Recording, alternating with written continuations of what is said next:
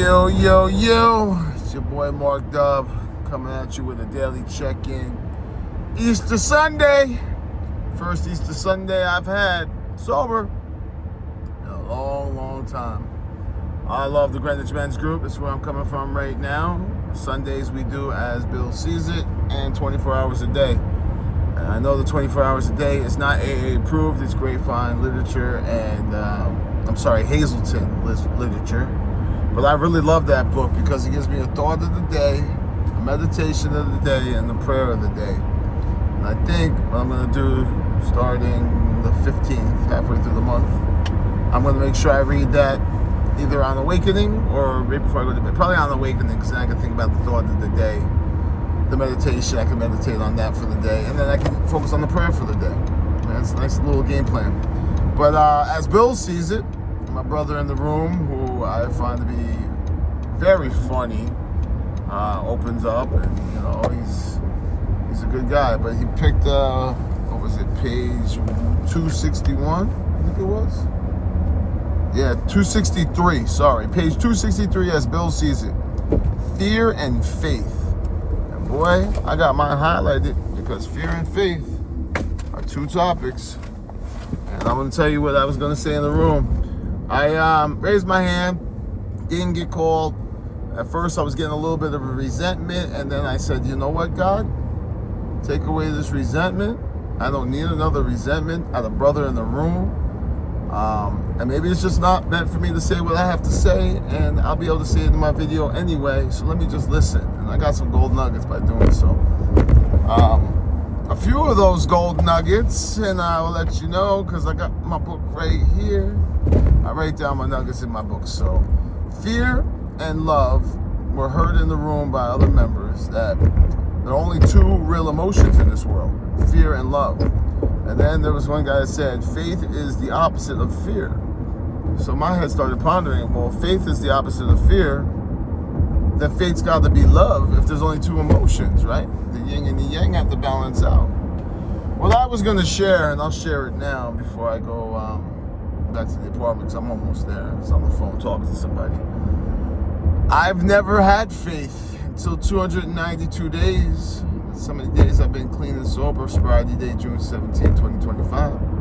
I've always had fear from a very young age, and watching my mother chop up my father's needles and telling me this is the devil and this is the devil's tools, to finding my father dead. I had the fear of death at a young age, a fear of not being enough, the fear of needles. And then I had the fear of going to CCD because the kids used to pick on me, and I feared that God was a vengeful, mean, cruel God. And I had all these fears in my life, so I never had faith. And like I said, faith came to me when I started working this program. I lacked faith because of all the fear. One commonality in the rooms, especially the Greenwich Men's Group, we're all fear-based individuals. And for me, and I'll speak for myself only, fear, I'm a little boy in a man's body, scared of everything. I put on a facade that I'm a big, bad, tough man because I'm scared of everything, everybody. Previous to coming to these rooms, working these steps and going through them as many times as I've had, in such a short amount of time, I have a new awareness. I'm aware that fear is a mile long and a mile wide, but 2 inches thick. I'm aware that fear is like an oasis in the desert of a big pond of water. The closer I get, it dissipates.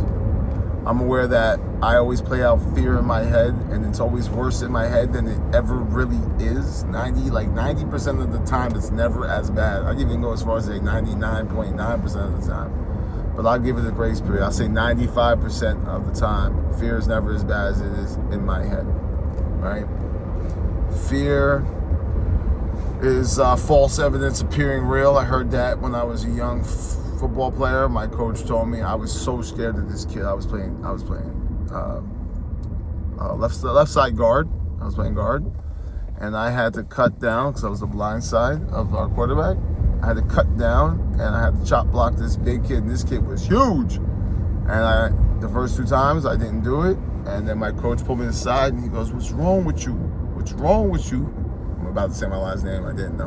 What's wrong with you, Mark? I was like, bro, he's bigger than me. I'm scared. What are you scared of? Fear is false evidence appearing real. He might be bigger than you, but if you take his legs out, he'll be the same size as you laying on the ground. And I did it. Oh, no, else he told me. I tried it the first time, and I kind of put him off balance, but it was enough so we could run that gap.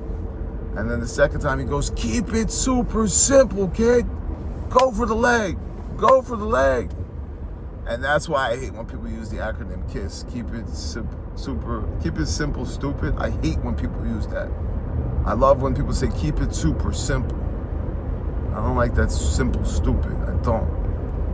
We're not stupid human beings. We're here for a reason. Right? Like me, I just learn different. I'm not stupid. I learn different. And I've learned how I learn, and I'm excelling in how I learn right now. So I like that. Keep it super simple. And I did. And I took his leg, and he fell right on top of me. And that fear dissipated because it wasn't real. That was an early age.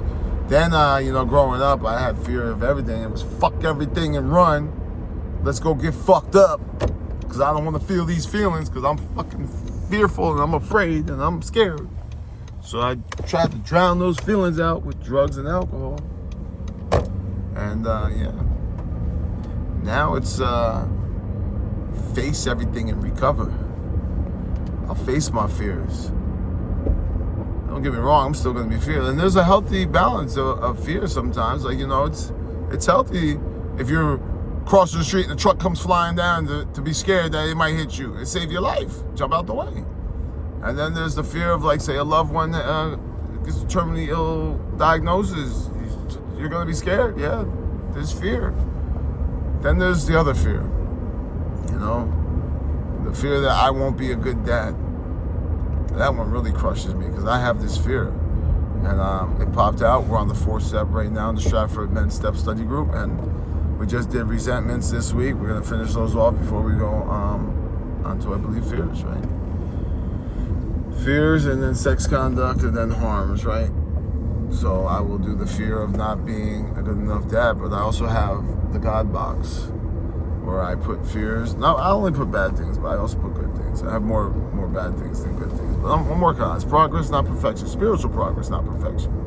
But yeah, I have the fear, It's a strong, healthy fear of not being a good enough dad. Like, the fear of watching other men be great dads and me not living up to it. The fear of not having a dad to teach me how to be a dad, right?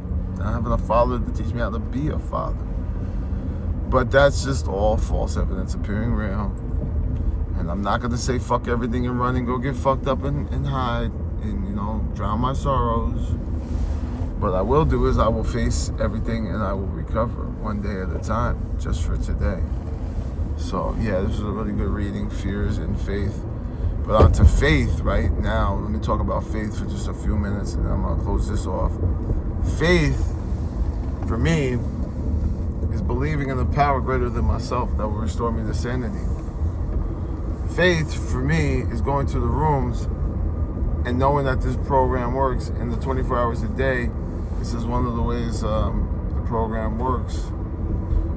And I'm going to butcher it because I can't think of it off the top of my head right now. But basically it says, having a faith in the fellowship and a faith in God as your understanding, a higher power of your understanding.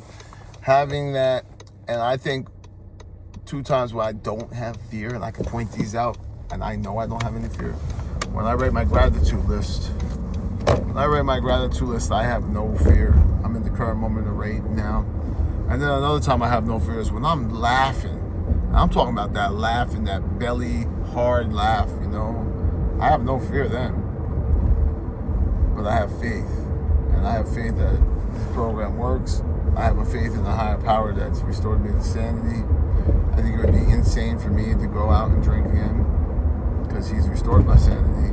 In that sense, I have faith that God's got me. I have faith that God has a purpose and a plan for me. I have faith in the spiritual aspect of spirituality. I don't like religion. I dislike religion. I am not a big religious fan. I believe religion is man-made, and man does things to corrupt things, and spirituality is given, right? Spirituality is within all of us, you know. There's a spiritual being or essence that's around me all the time. But that's just my thoughts, right? And I'm not going to knock you if you love religion. Don't get me wrong. I went through CCD, you know. I went to a Catholic church. I went to a Baptist church when I was little. And I really believe this too. I believe that every religion has a nickname for God. But that's just what I believe. And it's cool that we can believe on different things. And we can agree to disagree. And that's great. But for me, spirituality is what's key. Spirituality is what I believe in. I believe in there's a power. I believe that God is everything. Good, bad, and indifferent. And I believe that if you change your perspective, you can find good in everything. I don't know too much of what's going on in the world today because I don't watch the news. I'm hearing things about this war, and I don't like to talk about stuff like this, but in the fellowship, a guy said something, and it stuck to me. It made me think. He said, you know, you got Israel and I guess Iran at war with each other for many, many years. And he says, how come in Antarctica we can have a treaty and nobody's at war? And he goes, and how come the largest porn site in the world, Pornhub, is owned by a Jewish and Israeli guy, I guess. Israeli and is Jewish. I don't know, Arabic guy. I forget what he said. See, once again, I can't control that. And when people come to me and they ask me how do I feel about the war, I say I have no opinion. I can't change it myself. But what I can change is how I act and treat other people, and hopefully that shifts the scale a little bit. But anyway, I'm over here. I got to get some... I'm at a competitor store. I'm at a store where I got to get corn and potatoes for Easter dinner and ham. Yeah. So just wanted to check in. That's my share for today because I didn't get to share. One of the guys said to me, "Oh, you didn't open your mouth today." So I raised my hand, but I didn't get called on. But I don't have a resentment. I gave it to God. Put it in my God box. I'm gonna write it down. Put it in the God box a little bit later. Anyway, it's your boy Mark Dub. Happy April 4th, right? April 5th, sorry, Easter. Happy Easter, everybody, if you celebrate that and if you're into that. And if you're not, happy Grand Aussie Day. My kings and my queens, happy day of life. There you go. Every day above the dirt's a good one. You don't believe me, just try missing one. Because you ain't coming back from that, son. And if you do miss one, let me know how it is. Oh, that's right. You won't be able to. Little humor. Anyway, it's your boy Mark Dub. Just wanted to say, if nobody told you this today, let me be the first one to tell you I love every single one of you, even if I don't know you, because the room's Alcoholics Anonymous taught me how to love myself, and that's truly a blessing. And today I'm wealthy and I am blessed. So thank you.